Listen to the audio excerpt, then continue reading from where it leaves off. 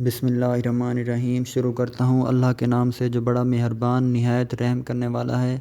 और जिसने हमें आला व अफ़ज़ल नबी हज़रत मोहम्मद सल्लल्लाहु अलैहि वसल्लम अता फ़रमाया।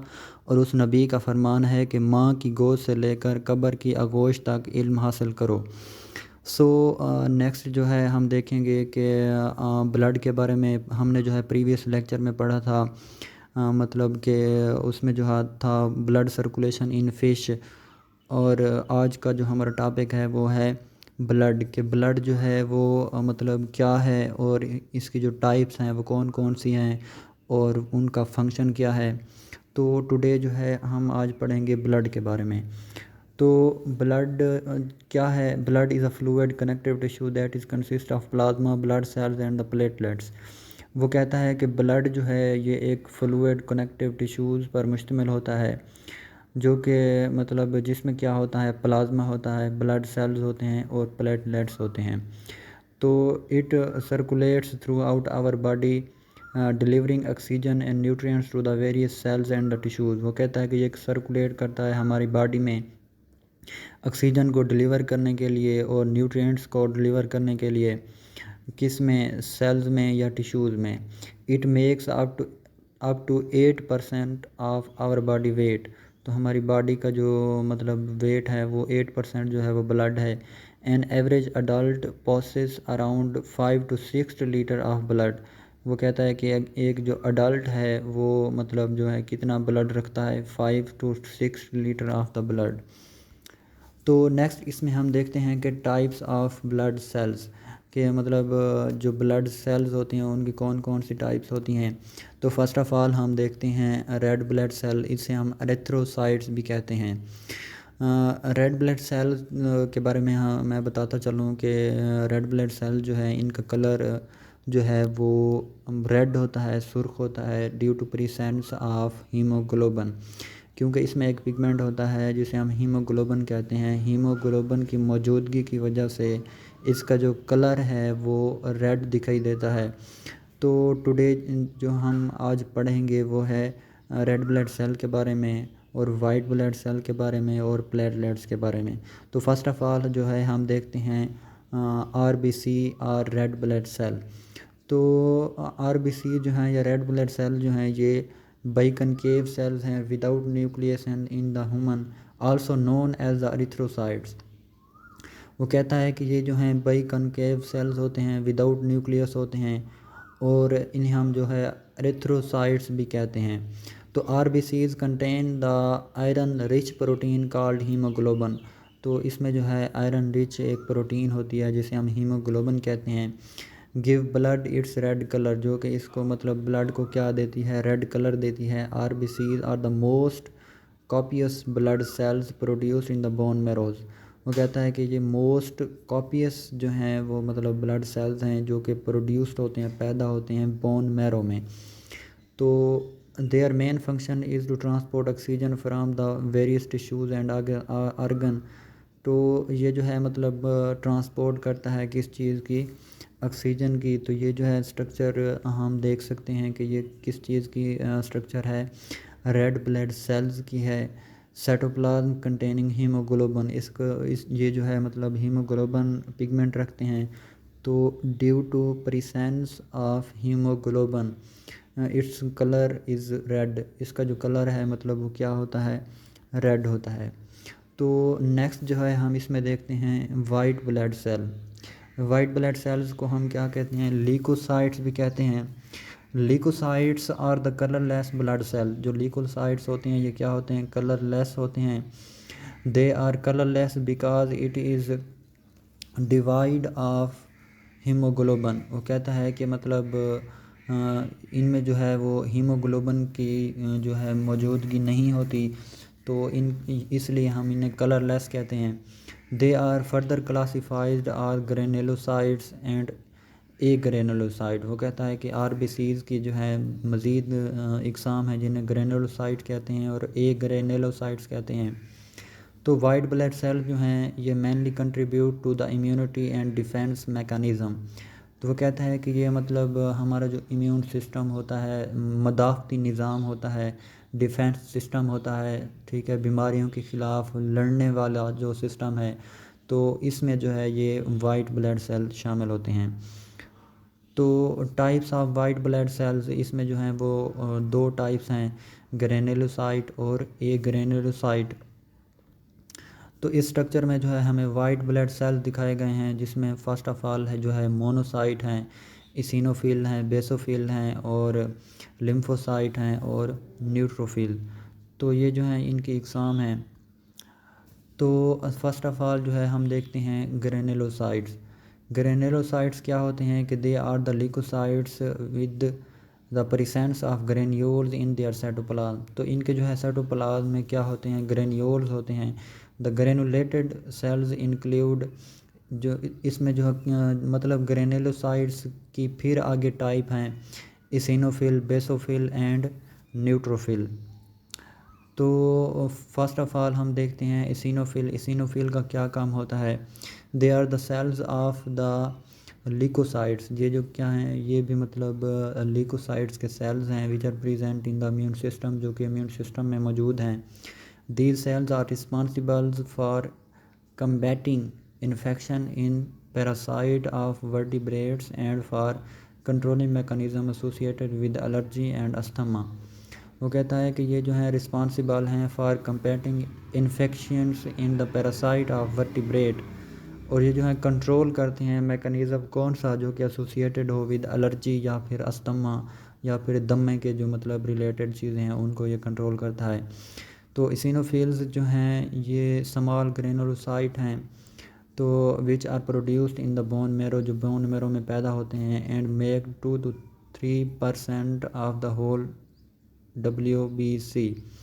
मतलब इसका जो 2 to 3% होता है होल जो WBC, उसका जो है ये इसिनोफिल्स होते हैं। These cells are present in high concentration in the digestive tract। Digestive track में जो है एसिनोफिल्स की जो तादाद है वो ज़्यादा होती है। तो नेक्स्ट हम इसमें देखते हैं बेसोफिल्स। बेसोफिल्स क्या होते हैं कि they are the least common of the granulocyte ranging from 0.5 to 1% of WBC। वो कहता है कि ये जो है लीस्ट कॉमन होते हैं ग्रेनुलोसाइट, तो ranging from 0.5 to 1% of white blood cell.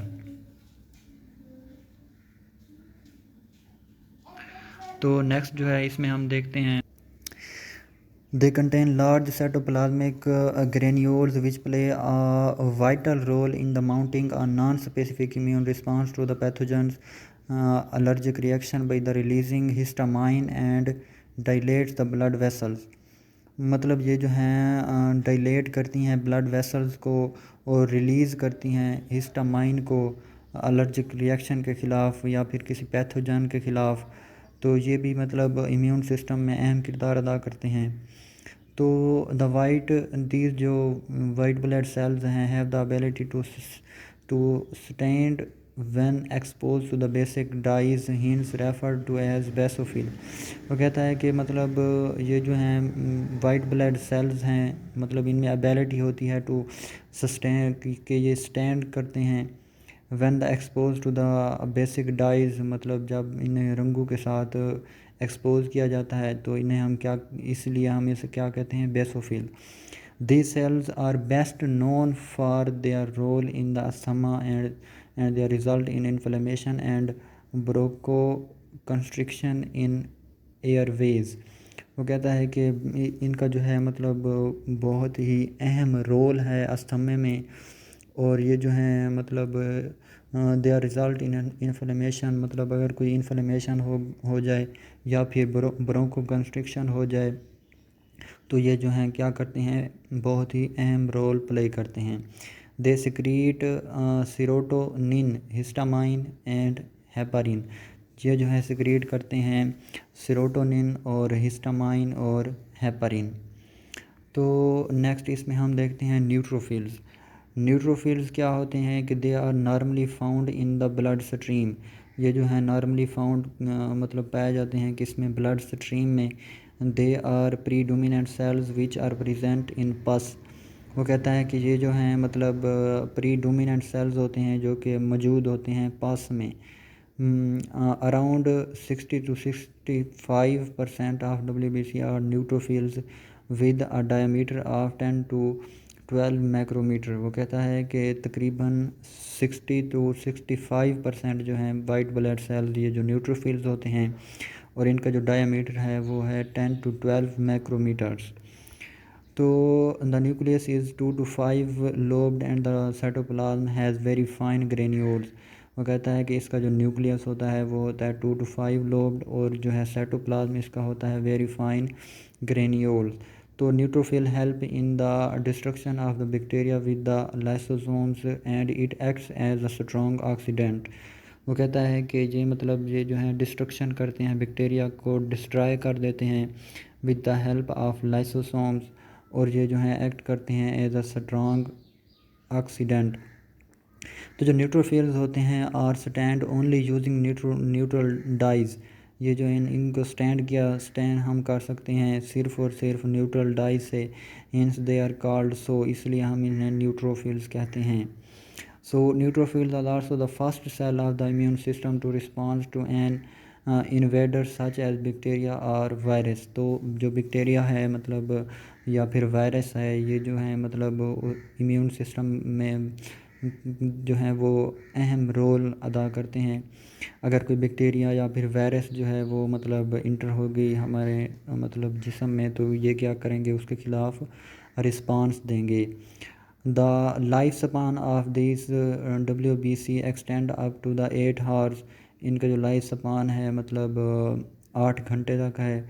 And are produced every day in the bone marrow, और ये जो है हर रोज़ इम्यून सिस्टम में पैदा होते हैं। तो नेक्स्ट हम इसमें देखते हैं ए ग्रेनुलोसाइट। पहले जो है हमने पढ़े थे ग्रेनुलोसाइट, अब नेक्स्ट इसकी सेकंड टाइप है ए ग्रेनुलोसाइट। तो they are the leucocytes with the absence of the granulocytes in their cytoplasm. तो वो कहता है कि ये भी क्या हैं, लिकोसाइट्स हैं विद द एब्सेंस ऑफ, इनमें इनके जो साइटोप्लाज्म है उनमें ग्रेन्यूल्स नहीं होते। तो agranulocytes are further classified into monocyte and the lymphocyte. तो वो कहता है कि इनको मज़ीद जो है वो डिवाइड किया जाता है कि monocytes and the lymphocyte. Monocytes क्या होते हैं? These cells usually have a large bilobe nucleus with a diameter of 12 to 20 मैक्रोमीटर। वो कहता है कि ये सेल जो हैं लार्ज इनका डायामीटर होता है, मतलब कि बाइलोब्ड होते हैं, और डायामीटर जो होता है इनका 12 to 20 मैक्रोमीटर होता है। तो the nucleus is generally of the half moon shaped और kidney shaped and it occupies 6 to 8% of WBC। वो कहता है कि जो न्यूक्लियस होता है वो मतलब जो होता है हाफ मून मतलब शेप्ड होता है या फिर किडनी शेप्ड होता है, जो कि ऑक्युपाइज करता है 6 to 8% of white blood cell. They are the garbage trucks of the immune system. ये जो हैं हम कह सकते हैं कि जो गारबेज होता है मतलब वो इम्यून सिस्टम का, ये जो हैं क्या हैं, ये हैं ए ग्रेनुलोसाइट या मोनोसाइट्स। तो the most important function of the monocytes are to migrate into the tissues and clean up dead cell and protect against the blood-borne pathogens, and they move very quickly to the sites of the infection in the tissues। वो कहता है कि इनका जो most important function है monocytes का वो है माइग्रेट करना। टिश्यूज़ में माइग्रेशन मतलब होती है ये क्लीन अप करते हैं डेड सेल को और प्रोटेक्ट करते हैं against the blood stream pathogen, और ये मूव करते हैं very quickly to the site of infection in the tissues. तो नेक्स्ट इसमें हम देखते हैं कि these white blood cells have a single bean shaped nucleus. इनमें जो है वो सिंगल बीन शेप्ड न्यूक्लियस होता है, तो इसलिए हम इन्हें क्या कहते हैं, मोनोसाइट्स कहते हैं। तो ए ग्रेनुलोसाइट्स की जो नेक्स्ट टाइप है उसे हम कहते हैं लिम्फोसाइट। तो लिम्फोसाइट्स कहते हैं कि they play a vital role in producing antibodies. ये जो हैं एंटीबॉडीज़ पैदा करने के में मतलब बहुत ही अहम किरदार अदा करते हैं। तो their size ranges from 8 to 10 macrometres. इनका जो साइज़ रेंजेस होता है वो कितना होता है, 8 to 10 मैक्रोमीटर्स होता है। They are commonly known as the neutral killer cell, इन्हें हम न्यूट्रल किलर सेल भी कहते हैं। They play an important role in body defence, ये जो है बॉडी डिफेंस में बहुत ही अहम किरदार अदा करते हैं। तो ये जो हैं these white blood cells are colourless cells formed in the lymphoid tissues hence refer to as lymphocyte. वो कहता है कि ये जो वाइट ब्लड सेल्स हैं ये कलरलेस होते हैं और ये जो हैं बनते हैं लिम्फाइड टिश्यूज़ में, और इसलिए हम इन्हें जो है वो लिम्फोसाइट कहते हैं। तो there are two main types of the lymphocytes, B lymphocyte and T lymphocyte.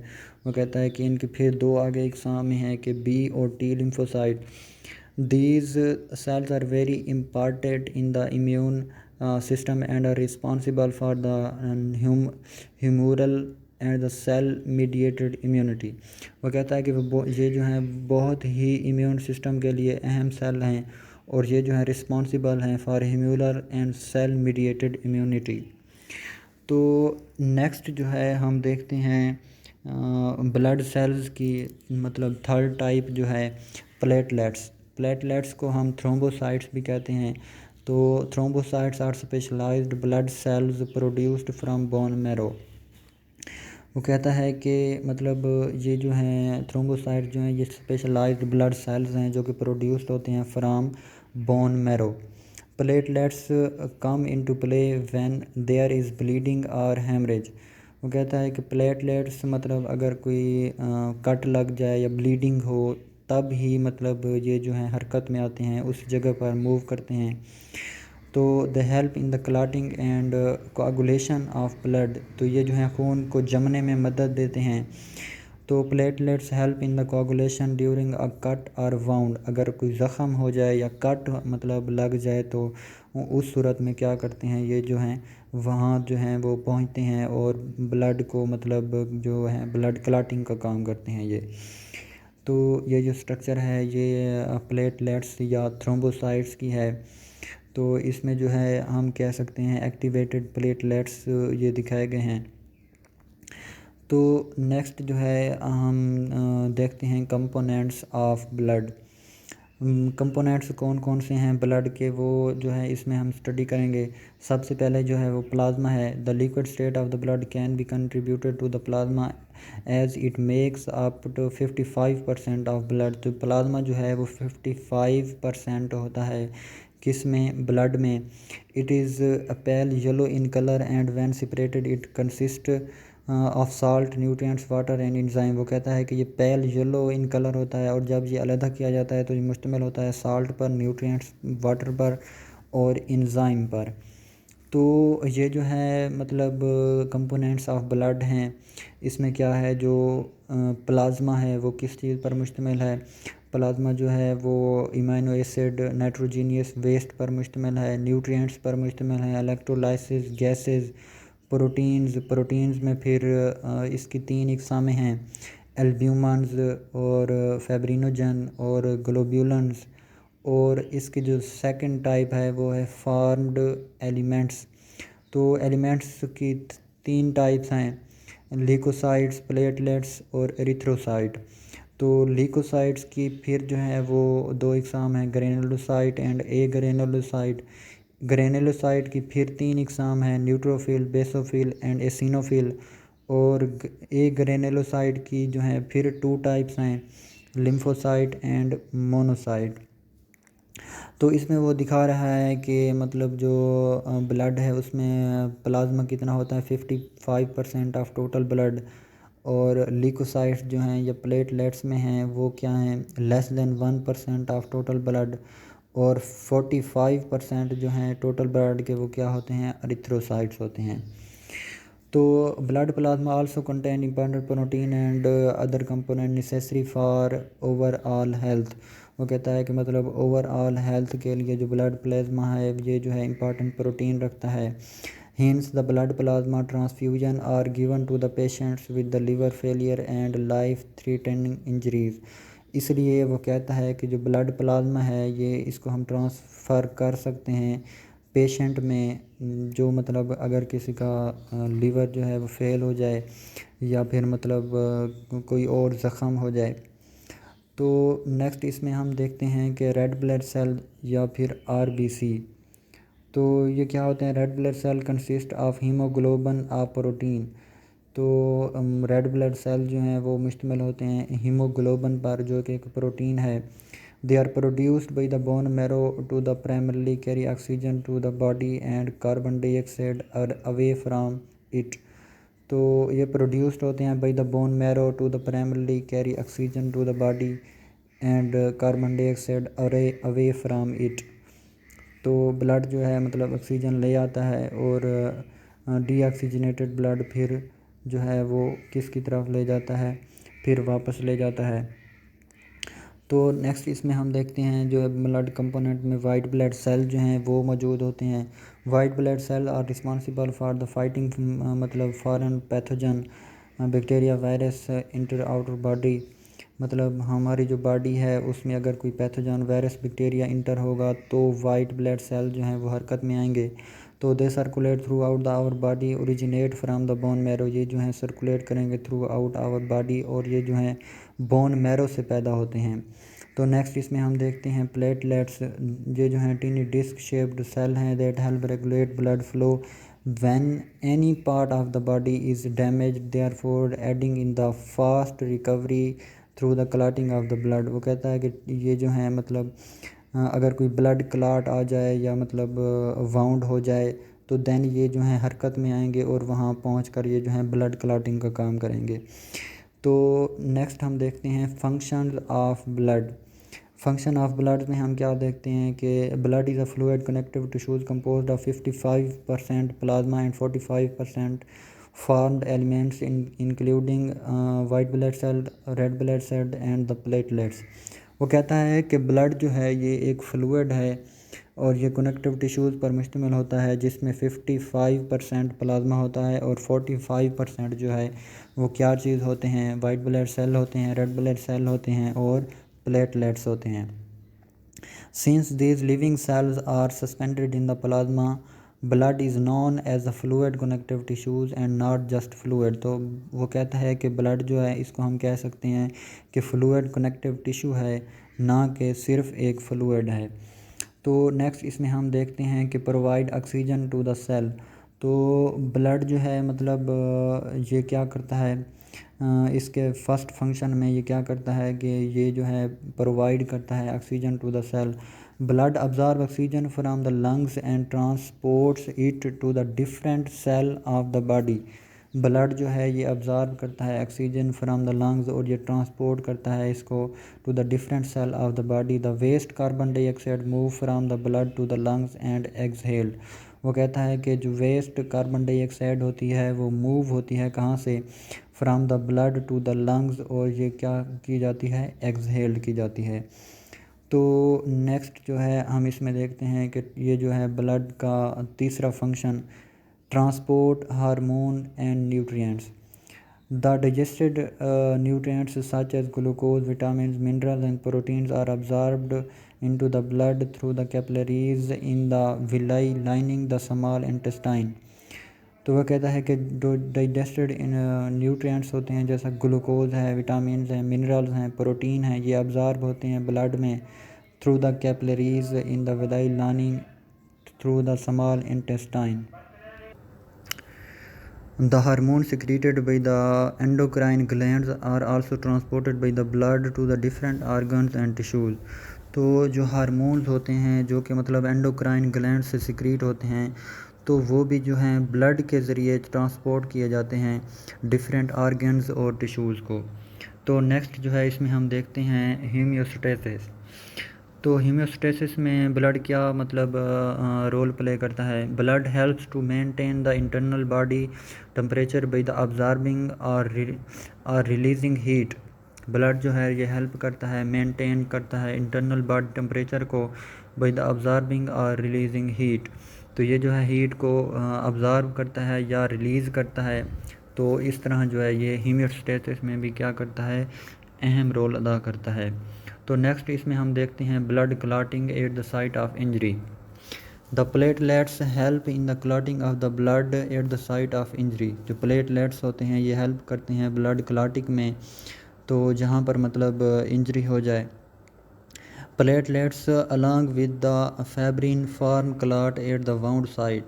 वो कहता है कि प्लेटलेट्स जो हैं ये मतलब फैब्रिन एक प्रोटीन है, उसके ज़रिए मतलब ये जो है ब्लड क्लॉटिंग जो है वहाँ पर ये जाएंगे और वाउंड मतलब अगर कोई ज़ख़म हो जाए तो वहाँ पर ये जो है वो क्या करेंगे, ज़ख़म को हील आउट करने की कोशिश करेंगे। तो नेक्स्ट इसमें हम देखते हैं transport of waste to the kidney and liver. तो मतलब कि ये जो है ट्रांसपोर्ट करते हैं वेस्ट को किडनी की तरफ या फिर लिवर की तरफ। Blood enter the kidney where it is filtered to remove nitrogenous waste out of the blood plasma. वो कहता है कि ब्लड जो है वो दाखिल होता है किडनी में और ये जो है वहाँ पर फ़िल्टर होता है और जो नाइट्रोजीनियस वेस्ट होते हैं वहाँ पर रिमूव होते हैं और फिर जो है ये जो है ब्लड क्या हो जाता है, क्लीन अप हो जाता है। The toxins from the blood are also removed by the liver. तो लिवर में जो है वो क्या चीज़ होती हैं, जो टॉक्सिन्स होती हैं वो लिवर में क्या कर दी जाती हैं, रिमूव कर दी जाती हैं। तो जो नाइट्रोजीनियस वेस्ट होती हैं वो किडनी में रिमूव कर दिए जाते हैं थ्रू द ब्लड। ब्लड मतलब इंटर होगा किडनी में और जो टॉक्सिन्स होंगी वो लिवर में जो है वो रिमूव कर दी जाती हैं। तो नेक्स्ट हम इसमें देखते हैं कि protection of body against pathogens. तो जो वाइट ब्लड सेल्स हैं फाइट अगेंस्ट इन्फेक्शंस। तो वाइट ब्लड सेल्स जो हैं ये मतलब फाइट करते हैं अगेंस्ट द इन्फेक्शंस। तो they multiply rapidly during the infection. तो अगर मतलब कोई इन्फेक्शन हो जाए तो क्या होगा, मतलब अगर कोई बैक्टीरिया या वायरस अटैक या कोई पैथोजन अटैक कर जाए या फिर इंटर हो हमारी बॉडी में तो वाइट ब्लड सेल्स जो हैं ये क्या करेंगे, ये बहुत ही रैपिडली मतलब प्रोड्यूस्ड होंगे और जो हैं उसके साथ फाइट करेंगे और उसको क्या कर देंगे, ख़त्म कर देंगे। So thanks for watching this video and God bless you. If you find any question please मतलब please ask in comment box.